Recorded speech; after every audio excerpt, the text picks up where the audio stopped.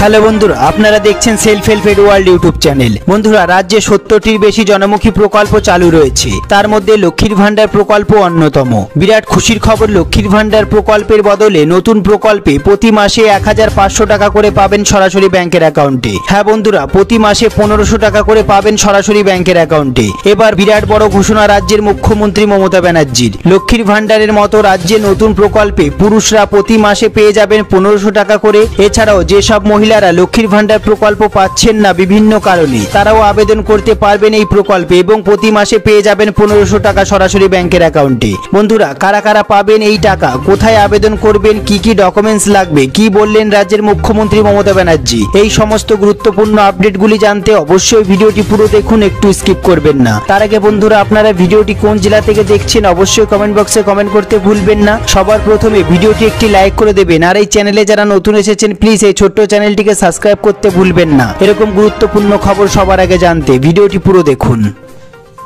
সুখবর বন্ধুরা, রাজ্যে প্রায় 70টির ওপর জনমুখী প্রকল্পের মাধ্যমে বিভিন্ন স্তরের মানুষ সরকারি সুবিধা পাচ্ছেন। এই প্রকল্পগুলি সম্বন্ধে অনেকেই সচেতন হলেও এমন অনেক মানুষ আছেন যারা সব প্রকল্পের বিষয়ে সবিস্তারে জানেন না। এর ফলে তারা বঞ্চিত হচ্ছেন বিভিন্ন জনমুখী প্রকল্পগুলির সুবিধা থেকে। হ্যাঁ বন্ধুরা, রাজ্যের সমস্ত 25 থেকে 60 বছরের মহিলাদের জন্য লক্ষ্মীর ভান্ডার অত্যন্ত জনপ্রিয় প্রকল্প।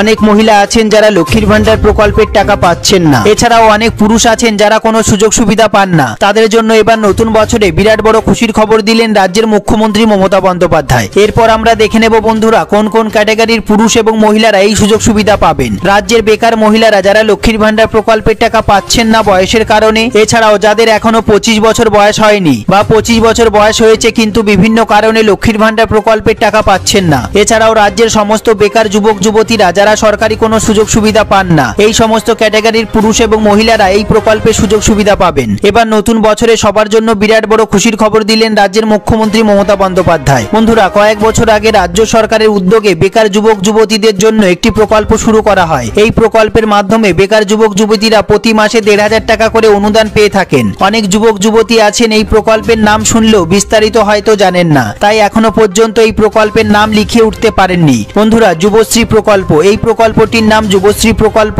যুবশ্রী প্রকল্পের মাধ্যমে বিগত কয়েক বছর ধরে পশ্চিমবঙ্গ সরকার বেকার যুবক যুবতীদের মাসিক 1500 টাকা করে আর্থিক অনুদান দিয়ে থাকেন। এবার এই প্রকল্পের নতুন করে আবেদন শুরু হয়েছে। হ্যাঁ বন্ধুরা, নতুন বছর থেকে পশ্চিমবঙ্গ সরকার বেকার যুবক যুবতীদের জন্য প্রতি মাসে 1500 টাকা করে অনুদান দেবে। তার জন্য নতুন করে আবার আবেদন শুরু হয়েছে। এই প্রকল্পের নাম নথিভুক্ত করার জন্য প্রথমে www.employmentbank.gov.in এই ওয়েবসাইটে গিয়ে নিজের নাম ও ইমেল আইডি দিয়ে নথিভুক্ত করে আবেদনপত্র ডাউনলোড করতে হবে। তারপর সেই আবেদনপত্র পূরণ করে আপলোড করতে হবে। এরপর আবেদনপত্র সাবমিট হয়ে গেলে তার একটি কপি নিয়ে স্থানীয় এমপ্লয়মেন্ট এক্সচেঞ্জ অফিসে গিয়ে আপনার যাবতীয় নথি সহ সেটিকে জমা করতে হবে।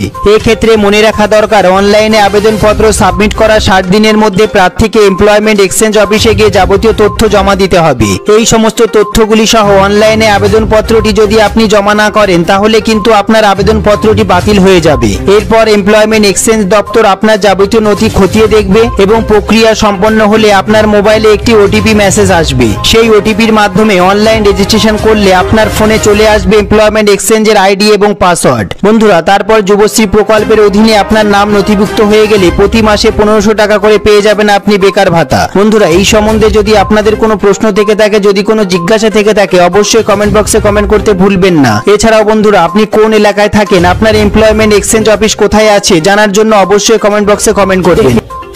অল ডিএমকে আমি বলবো, চিফ সেক্রেটারি অলরেডি বলেছেন উইদিন 7 ডেজ দুয়ারে সরকারের যেগুলো ক্লিয়ার হয়েছে সেগুলো immediately two disburse in every block.